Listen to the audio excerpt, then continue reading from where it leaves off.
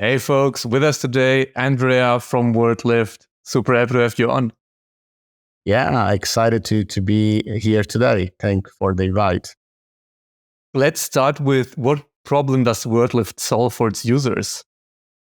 WordLift automates search engine optimization by helping companies build a knowledge graph, much like Google does. So do I have to think about basically like right now building topical authority is like all the rage in SEO? So is that the thing that gets automated, or what exactly is automated?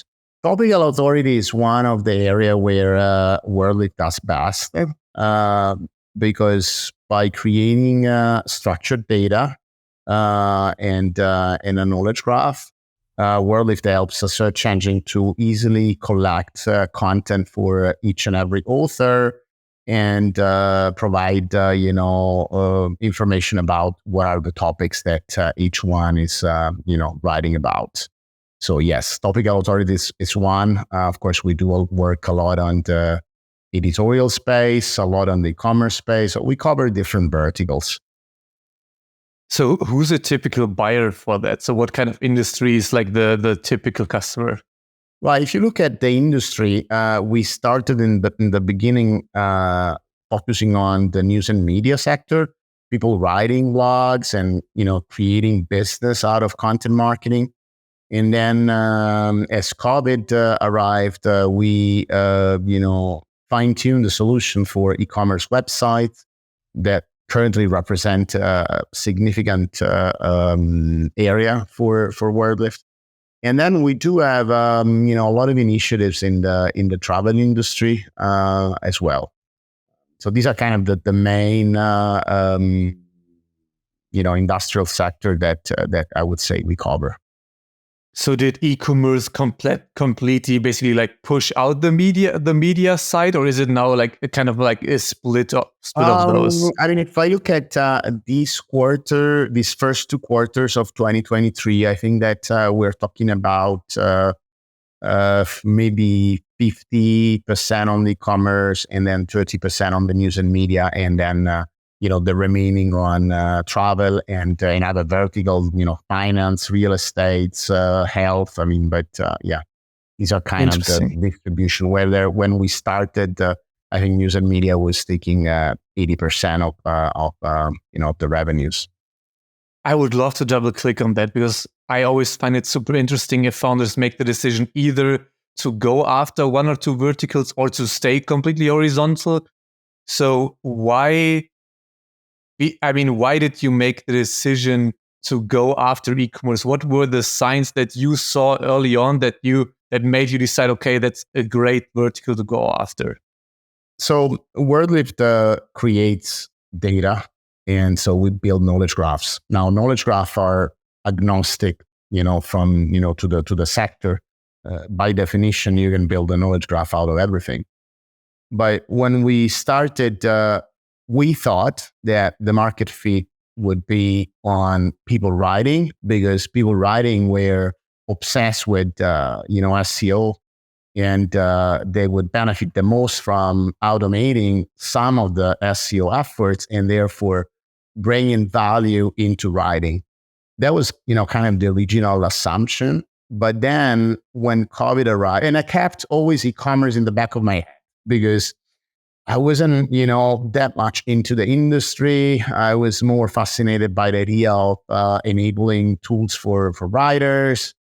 But then all of a sudden, COVID arrived, and there was, and this idea that I had in the back of my head that we had to start building product knowledge graphs and, graphs related to the product and the services became a necessity.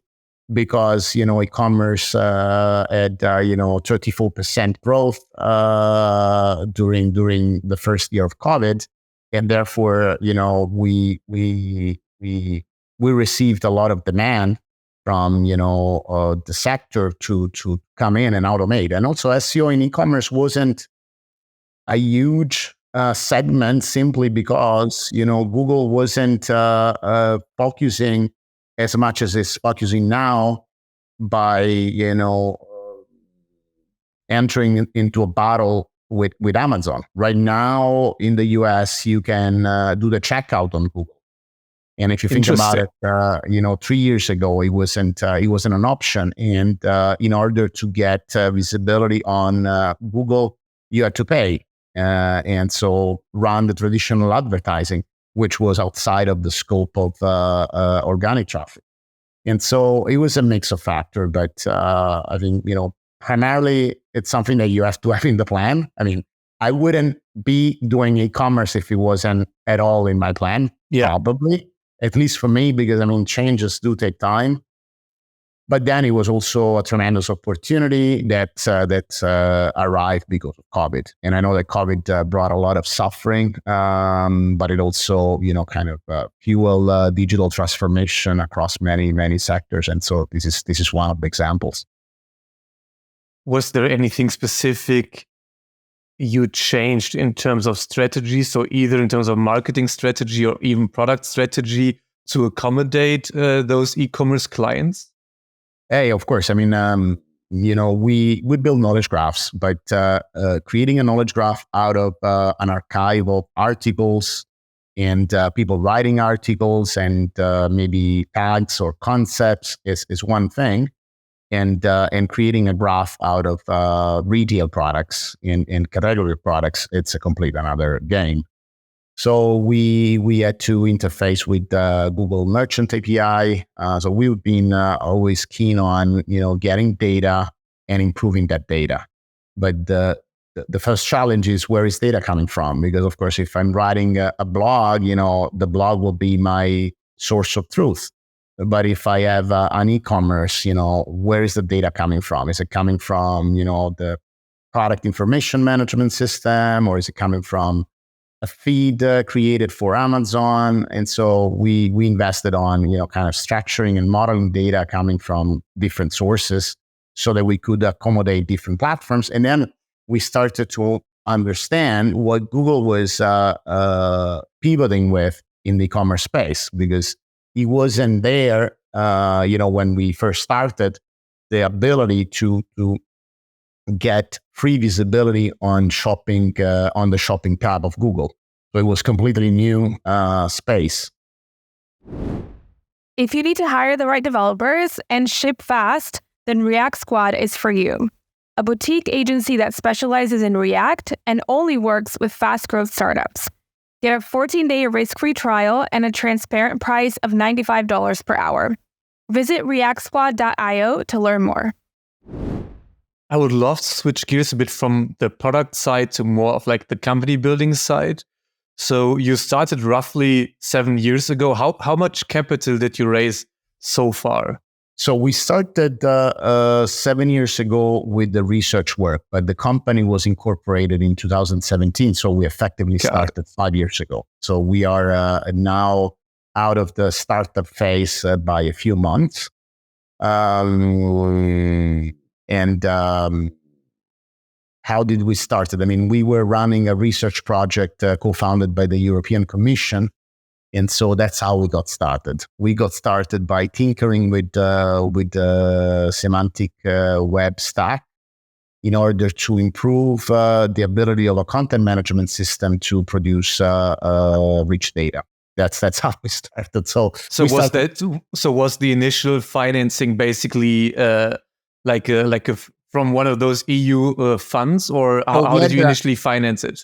So we had the EU funding on one side, and then we had, the consulting activities on the other side that were, financing the development of the company. And I was, working on one of my other company. And then from these other company, we financed, the creation of WordLift. And then we went all into WordLift as soon as, we started and incorporated the company. We received the first seed investment from a Belgian SEO tool.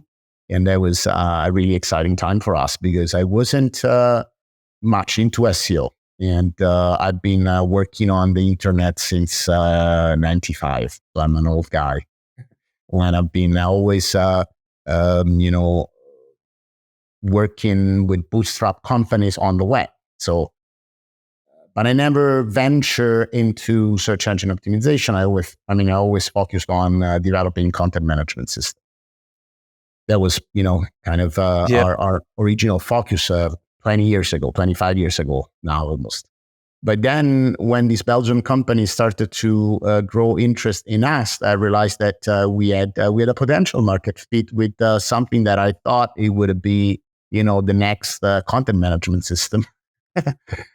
And so we pivot right before the company was incorporated, because we got this interest coming from an industry that it was kind of nearby, but it wasn't really my a playground at that time. That was more of a strategic investment than less of a typical VC seed investment? Yeah, it was a strategic investment for them. Company it's called Bullrank. They had a web auditing tool for SEO, and they were looking in ways of diversifying, but also innovating on their offering. And they really liked the idea of what we were building at that time. And it's been a successful story. I'm just I bought them back recently because they got purchased, and since our business is doing well, then I didn't want to have the cap table too complicated, and so we bought them back. But right now, so are you on the venture track right now, or did you basically buy out all investors and are running it fully bootstrapped now? So we received 200,000 euro of investment at that point from this Belgian company, and after the first year and a half, we were profitable. And so, and that for me was a strategic achievement, because of course, a profitable company is a company that creates value that you can kind of rely on. And I've been always building bootstrap companies. But then at the same time, as we venture into, a competitive space, both the SEO space and the artificial intelligence space, I decided that, okay, well, now maybe for the first time, we want to start looking at increasing the resources financially. And therefore, we also then receive another seed round at the beginning of 2022 from an actual institutional venture fund here in Italy where we're based. And so we receive 800,000 euros, and now we are, still profitable and still growing, and looking for potentially a new round. First of all, I find it super interesting that you took the VC money but still run profitably. Yeah. How did you invest those 800K, or are they basically sitting on the bank account still? Well, I mean, it's a mix. Of course, when you get VC money, you need to spend them, because of course you're giving away valuable equities, especially if the company has been profitable since kind of the early stage. And so we are improving the technology on one side, and then increasing the sales and the marketing team on the other side. Now, for the technology, before getting the VC money, we were able to get a new research project from the European Commission of around 700,000 euro that didn't land on us. I mean, it's a project designed for WordLift. So the new generation of WordLift, the platform that we are currently using, has been actually developed within the context of a new research project that has been developed with the help of the university in Innsbruck, the Semantic Technology Institute in Innsbruck, and another company that I created or co-founded in 2013 that is in Austria, and that does some of the development of the WordLift infrastructure. So I was able to combine the public and the private investment to create the new generation of WordLift, which is the one that we primarily used on today, and that allow us to also pivot on the e-commerce. Interesting. And then in terms of either customer count or revenue, how big are you right now? So we closed last year with annual recurring revenues of 1.2.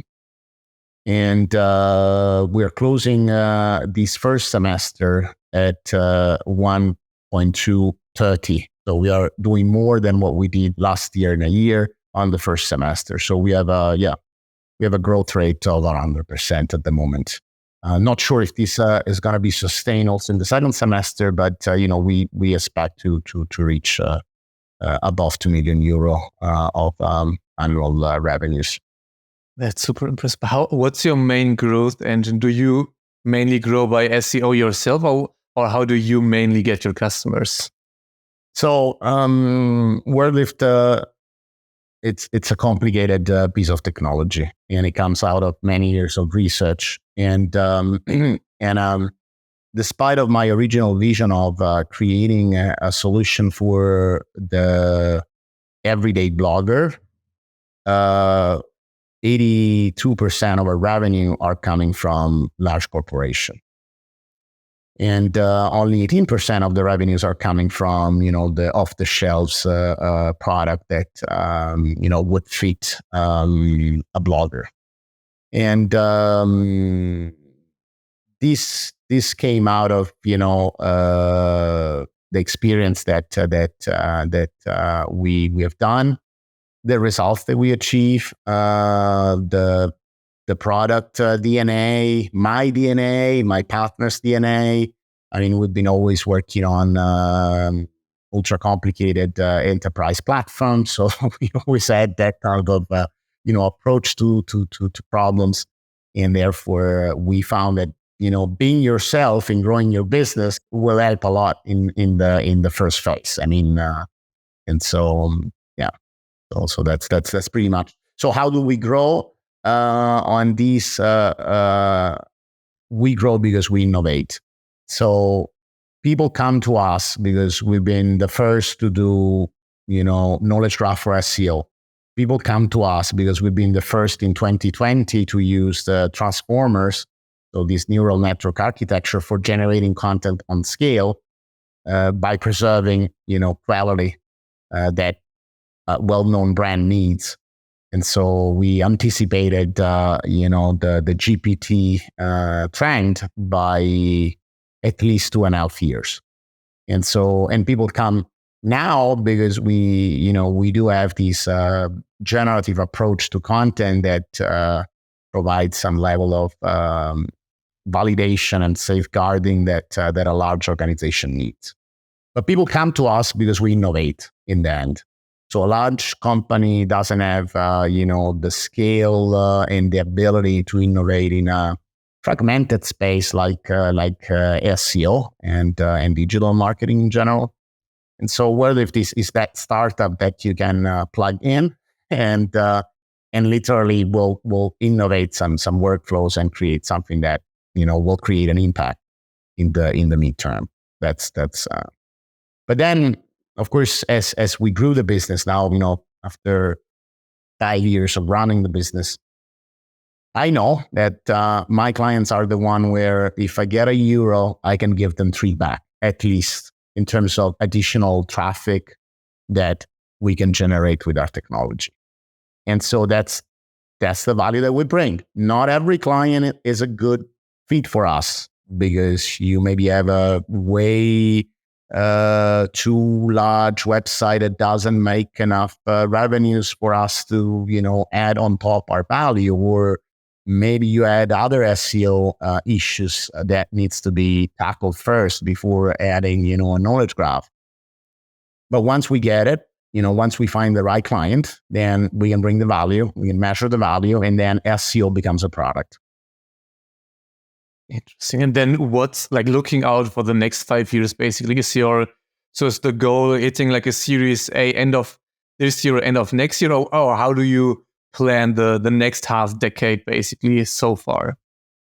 So I like to look at, the evolution of the technology first, because the financing part, it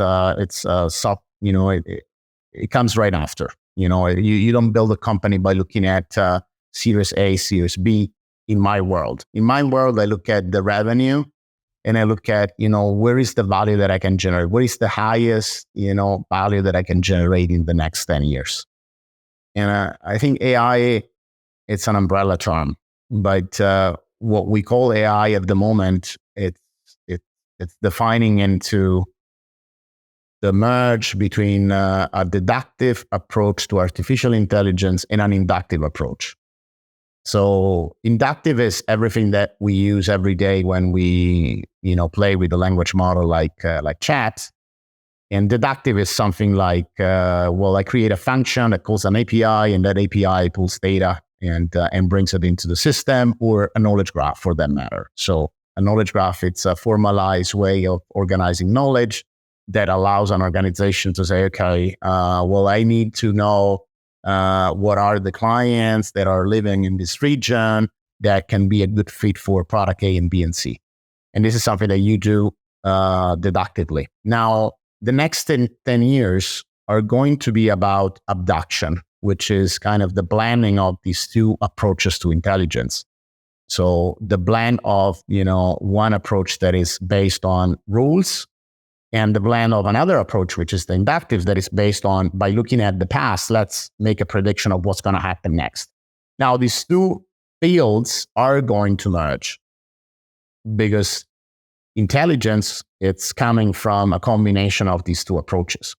We do not have, sufficient understanding of the theory of abduction, whether we're very well versed on expert systems on the deductive side and neural networks on the inductive side. But we do not have a theory of, how these two things can be combined. And that's what WordLift aims at focusing on in the next decade, which means providing organization with the power to create their own AI by using their data without relying on third-party black boxes, and possibly definitely complying with the AI legal framework that we are bringing forward in Europe.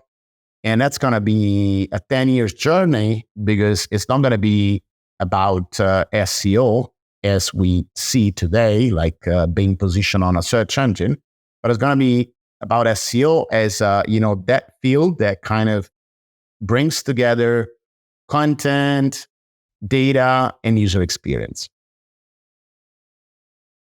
That makes a ton of sense. So basically, you came from the research field, so to say, and you're planning to stick very close to where the actual research is going. Yeah. I think that, a platform like WordLift evolves and remains a point of excellence if it sticks to the innovative path.